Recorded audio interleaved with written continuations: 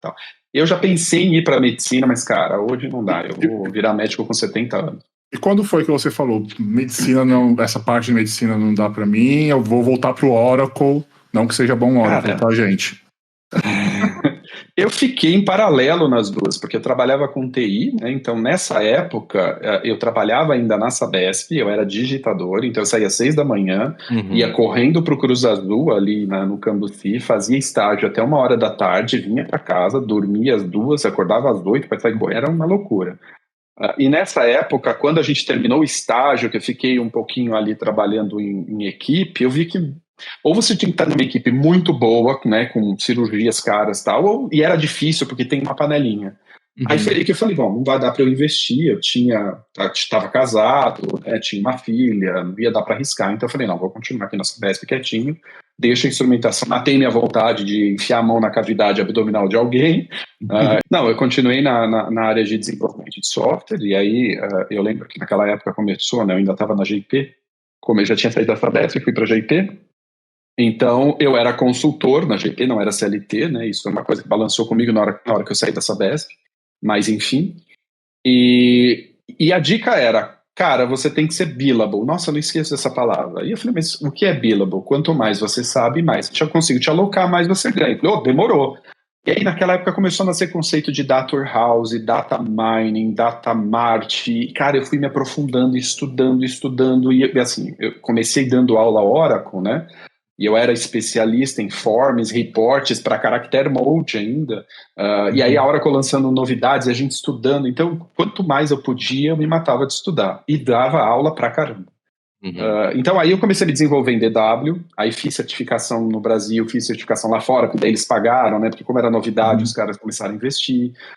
Aí veio o conceito de Oracle orientado a objeto, né? Então, aquela coisa de modelagem orientada a objeto, ML, Java, comecei a estudar Java também para poder falar daquilo e tal, e aí eu fui me desenvolvendo. Então, assim, para mim, esse período da GIP, essa história de ser billable foi importante porque, assim, ela sugou a minha alma, mas eu me desenvolvi muito e muito rápido.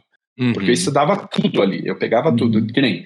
Às vezes a pessoa chegava para mim e falava, Manzano, teve um cliente que quer um curso de graphics. Tinha forms, reports e graphics. Nunca ninguém tinha dado aquele curso de graphics. Eu falei, me dá esse material. Para quando que é o curso? Cara, ele quer para o mês que vem. Me dá o material, eu preparava o setup, e aí a gente tinha um contato com a Oracle, né, animando o setup disso, e estudando aquele material bonitinho, ia dar aula e era super bem avaliado. Então, eu tinha essa vantagem. Então, era mais ou menos essa pegada.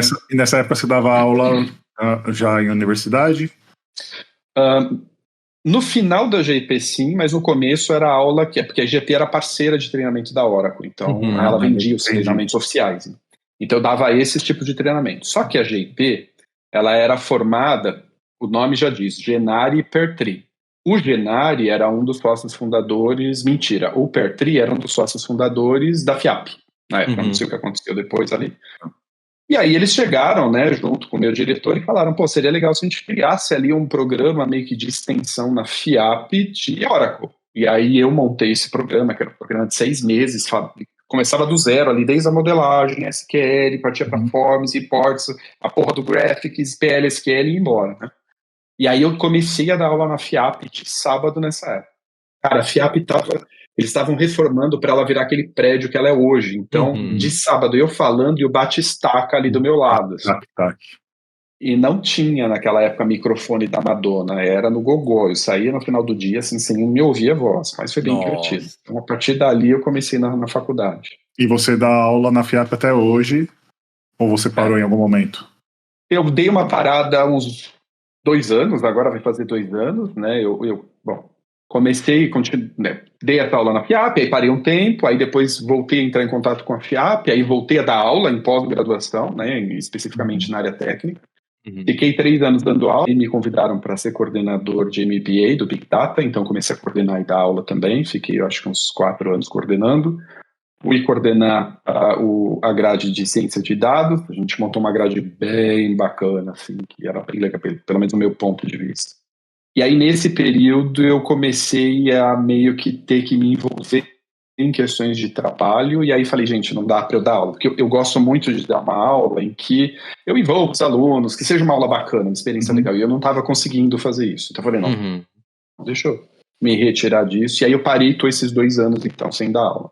Eu vi uma apresentação sua recentemente, né, na instituição que eu trabalho, e se você dá aula no mesmo modelo que você fez a apresentação, as suas aulas devem ser muito legal. Que você é muito enérgico, animado, o pessoal até curte, faz, acontece. Você traz muitos exemplos, né, assim, do conteúdo, do que você quer demonstrar, né. Eu acho que assim, a preparação que você deve fazer deve ser muito intensa, muito. Você se doa para preparar a aula, né? Eu sinto que eu desgasto muito energeticamente depois de uma aula, né? Porque o que eu fui ensinado, né? Dar aula, você não pode ter que nem diz o Paulo Freire, né? Não é uma grande boca do professor e um monte de ouvidinho dos alunos. Ela tem que ter interação, você tem que ter uma escutativa. Então, às vezes você está ali explicando e olhando os alunos, você vê que os alunos estão fazendo umas caras esquisitas. Então, mesmo que o aluno não pergunte, a gente tem que ter essa percepção de, pera, gente, vocês não estão entendendo nada do que eu estou falando. Vamos voltar, vou apagar tudo. Isso desgasta muito, mas é uma coisa que eu gosto, Então, chega no final assim, da aula, eu tô ali destruído, assim. A sua paixão, ela... eu acho, cara, porque eu como aluno sou muito chato. Essa paixão, ela veio do você ser desafiado pelo seu pai? Ou você acha que foi algo que surgiu do Marcelo assim? Manzana, Eu acho que é alguma coisa que surgiu, porque isso eu não vejo relação até hoje com o meu pai. Aquela coisa de eu tentar ajudar as pessoas, de eu tentar propagar. Eu às vezes me vejo muito, e isso é uma coisa que eu até trabalhei em terapia, porque às vezes me faz mal. Eu me vejo muito tentando ser elo de ligação, sabe? Tá rolando um estresse aqui, o outro estresse aqui. Gente, vamos conversar, apaziguar, né? Vamos...